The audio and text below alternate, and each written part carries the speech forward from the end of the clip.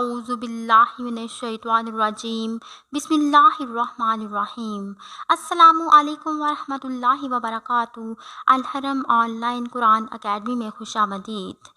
رمضان کو بہترین انداز سے گزارنے کے لیے ضروری ہے کہ ہمیں ان تمام عوامل کا پتہ ہونا چاہیے جن عوامل اور کاموں سے روزہ ٹوٹ جاتا ہے، تاکہ ہم ان کاموں سے روزہ کی حالت میں گریز کریں اور رمضان سے پوری طرح مستفید ہو سکیں۔ اس سے پہلے کہ میں آپ لوگوں سے وہ تمام عوامل شیئر کروں،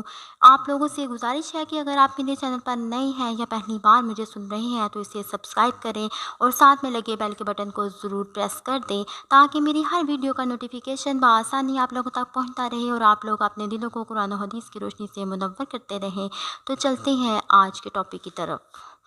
کن چیزوں سے روزہ ٹوٹ جاتا ہے اور کن سے نہیں؟ نمبر 1، آنکھ میں دوا ڈالنا روزہ نہیں ٹوٹے گا، مسواک کرنا روزہ نہیں ٹوٹے گا، سرما لگانا روزہ نہیں ٹوٹے گا، ناک سے خون بہنا روزہ نہیں ٹوٹے گا، بشرطے کہ منہ کے ذریعے خون حلق میں نہ چلا جائے، کان میں دوا ڈالنا روزہ نہیں ٹوٹے گا، بشرطے کہ کان کا پردہ ٹھیک ہو،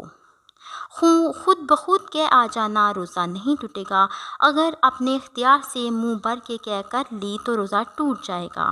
لپسٹک لگانا روزہ نہیں ٹوٹے گا، بشرطے کہ اب لپسٹک کے اجزاء منہ کے ذریعے حلق میں نہ جائیں، لپسٹک کا نہ لگانا زیادہ بہتر ہے، خون دینا روزہ نہیں ٹوٹے گا، خون ٹیسٹ کروانا روزہ نہیں ٹوٹے گا، ڈرپ لگانا روزہ نہیں ٹوٹے گا، انسولین لگانا روزہ نہیں ٹوٹے گا، پرفیوم یا عطر لگانا روزہ نہیں ٹوٹے گا، ناک میں دوا ڈالنا روزہ ٹوٹ جائے گا، سگریٹ تمباکو نوشی کرنے سے روزہ ٹوٹ جائے گا، انہیلر کا استعمال روزہ ٹوٹ جائے گا، ماہواری حیض کا آ جانا روزہ ٹوٹ جائے گا،